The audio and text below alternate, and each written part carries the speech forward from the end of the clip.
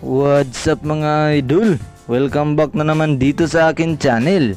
Pag-usapan natin ngayon mga bagong update dito sa Barangay Ginebra.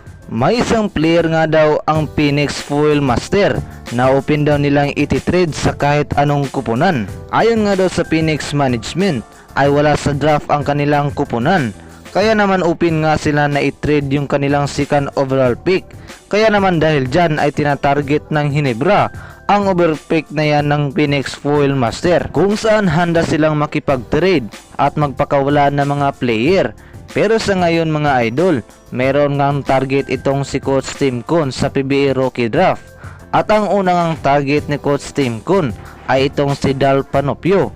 Talagang nagustuhan ni Coach Tim Con yung laro ni Dal Panopio. May ilan ngang nagsasabi na kailangan na daw kumuha ng big man ang Barangay Ginebra. Kaya naman kailangan ng Ginebra na mag-trade sa Phoenix Foil Master para makuha nila ang second overall pick. Pero desidido ang Barangay Ginebra na makuha nila ang isang player ng Phoenix Foil Master.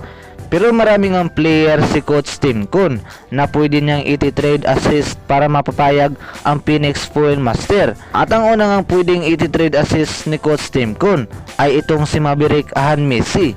At kung sakali nakulangin pa dyan ang Phoenix, ay pwedeng idagdag ng Barangay Ginebra ang playing right ni Jimmy Malonzo at isa pang player o draft pick next season. Dahil talagang desidido ang Barangay Ginebra na makuha ang second overall pick, hanggang sumugal ni Coach Tim Con para lang makuha ang PBA Rocket Draft.